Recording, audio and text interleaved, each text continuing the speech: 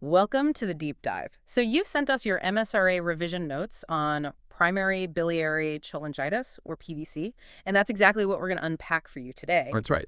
Our aim, really just to boil those notes down to the essential info you need, make this a sometimes tricky topic clear, concise, and hopefully memorable for the exam. Precisely. You've done the groundwork, gathering the material. We're here to sort of guide you through it, pulling out those really high yield points from your notes on Yeah. BBC. Think of it as a walkthrough, covering everything from, the definition right through to management, prognosis, complications, Yeah. the key takeaways. Okay, great. Let's get right into it then. What exactly is primary biliary cholangitis? Okay, so fundamentally, PBC is an autoimmune disease. It targets the small bile ducts, the tiny ones inside your liver. Right.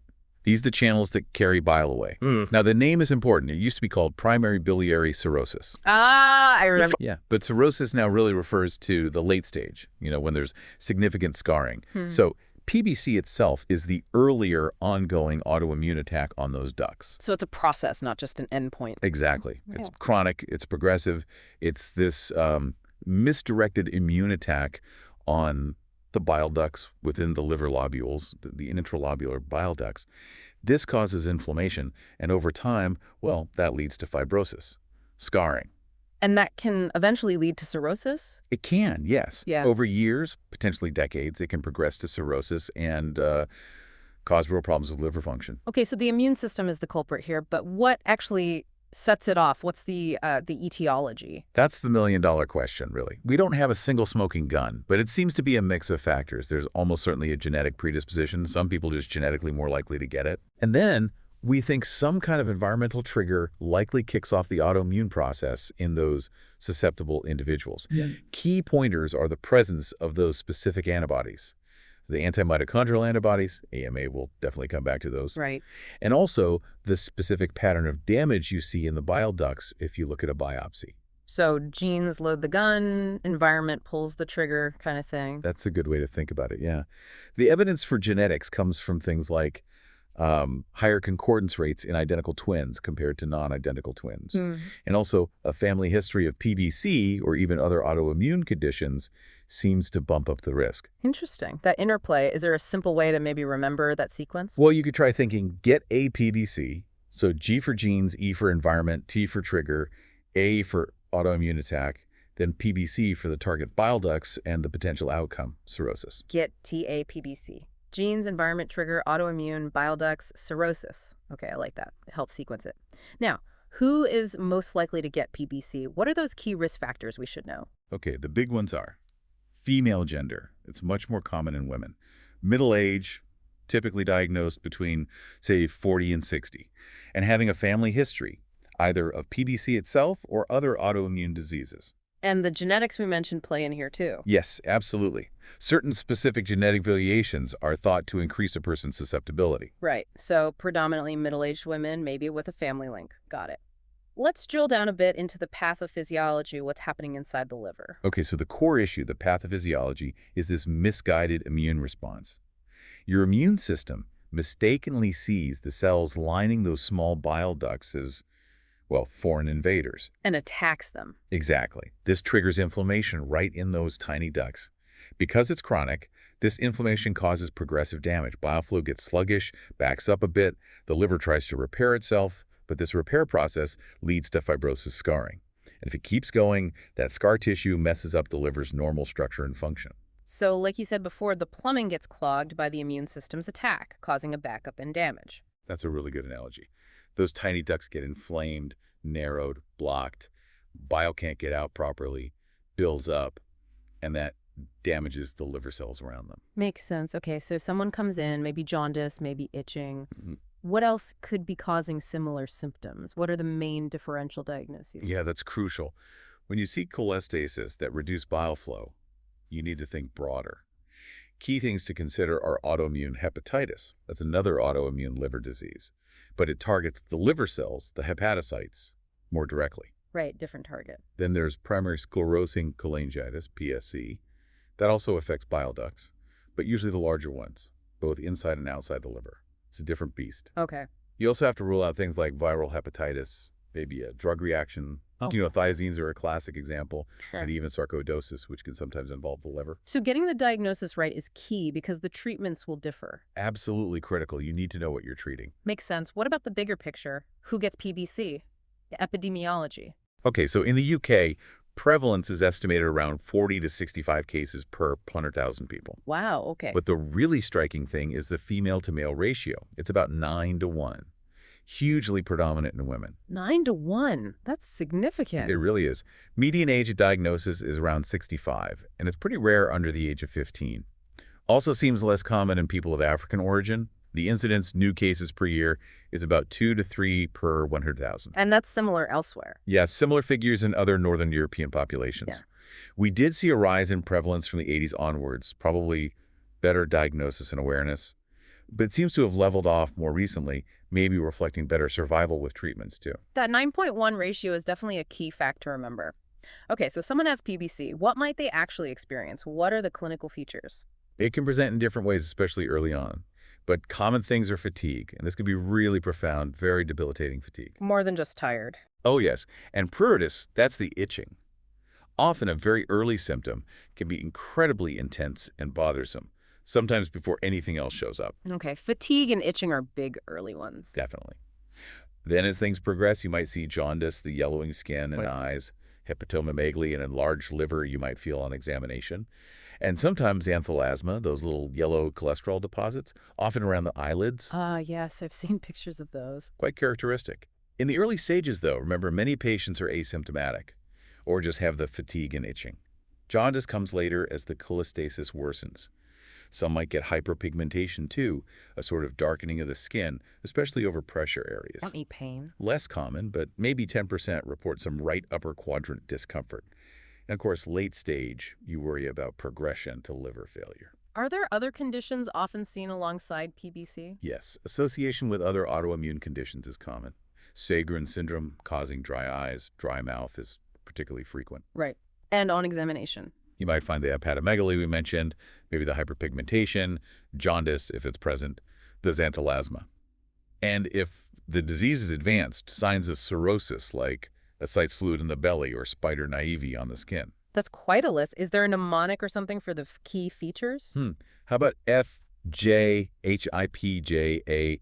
Okay, break that down. F for fatigue, J for jaundice, H for hepatomegaly, I for itching, P for pain, RUQ, then the second J for jaundice again as its key, A for ascites, late sign, and X for xanthelasma. Covers quite a few bases. F, J, H, I, P, J, A, X. Okay, I'll try and remember that.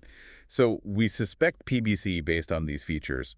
What investigations do we do? Right. Mainstays are blood tests and sometimes a liver biopsy. The absolute key blood test is for antimitochondrial antibodies, AMA, specifically the M2 subtype. That's the big one. That's the big one, found in about 98% of patients. Highly sensitive, although remember, a small fraction, maybe 2%, can be AMA negative. Okay, what else in the bloods? You might find other autoantibodies, like smooth muscle antibodies, in maybe 30%. And typically, serum immunoglobulin M IgM levels are elevated. IgM up. Got it. And of course, you'll do liver function tests, LFTs. You're looking for that cholestatic picture. Raised ALP, alkaline phosphatase, and GGT, gamma-glutamyl transferase. Bilirubin might be up too, especially later on. And imaging. Yes, crucial to rule out other causes of bile duct problems.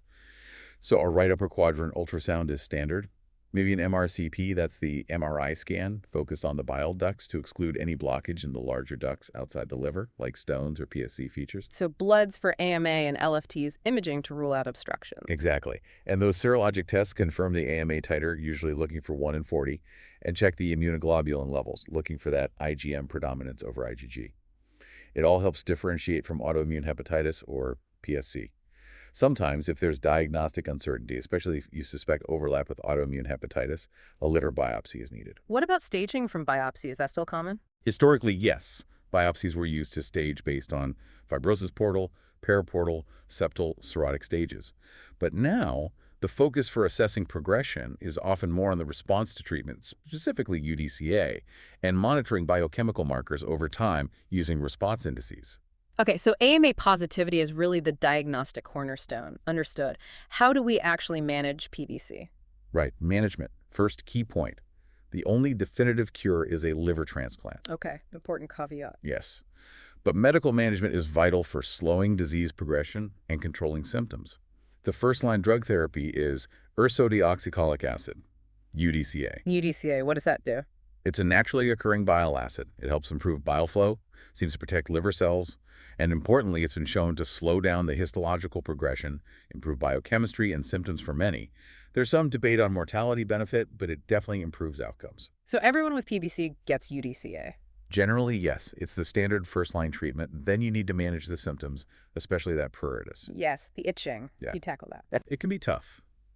Early on, maybe simple things like emollients, sometimes sedating antihistamines at night. If that doesn't work, the next step is usually bile acid sequestrants, things like cholestyramine or cholestyramine. They bind bile acids in the gut. Okay. For really refractory, difficult itching, rifampicin might be considered, but you need to monitor liver function carefully with that. And what about nutrition? Very important. Because bile flow is impaired, you can get malabsorption of fat-soluble vitamins. So patients often need supplements, vitamins A, D, E, and K. Right. And when would you consider a liver transplant? Indications usually include advanced liver disease, so things like a persistently high bilirubin, say over 100 micromoles per liter, or a high Melody score, that liver disease severity score may be over 15, or sometimes intractable, life-ruining pruritus that just doesn't respond to anything else. Can BBC come back after a transplant? It can, yes. Huh. Recurrence happens in maybe 20% or so, usually a few years post-transplant, but it's often not as severe as the original disease.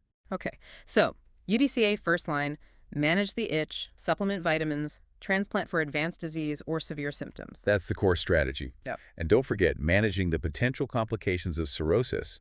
If it develops ascites, varices, encephalopathy, all those things need careful attention. Right. Anything else on management? Just a few points. Fatigue is really hard to treat. Modafinil is sometimes tried, maybe rituximab in specific cases.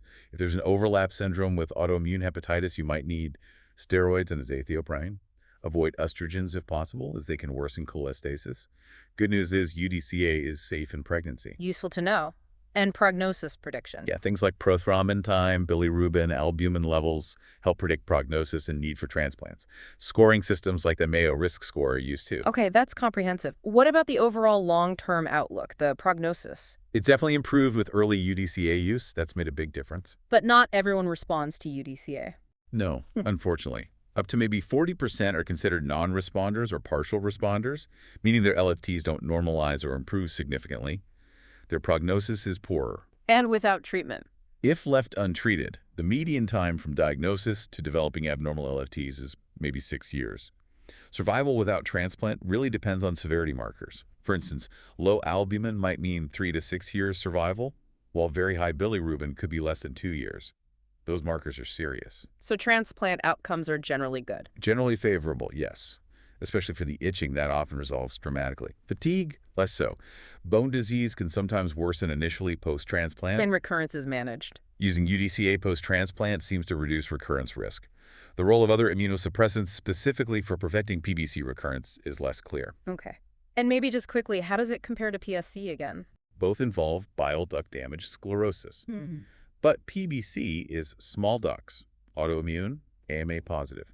PSC is often larger ducts, intra and extrahepatic, cause less clear, linked often to IBD, AMA negative, different conditions, though both can lead to transplants. Got it. So the key message for prognosis is really early diagnosis and UDCA. Absolutely. That's made the biggest impact. Finally then, what are the potential complications of PBC that we need to be aware of? Okay, several things. Renal tubular acidosis problems with kidney acid handling occurs in quite a lot, maybe half of patients.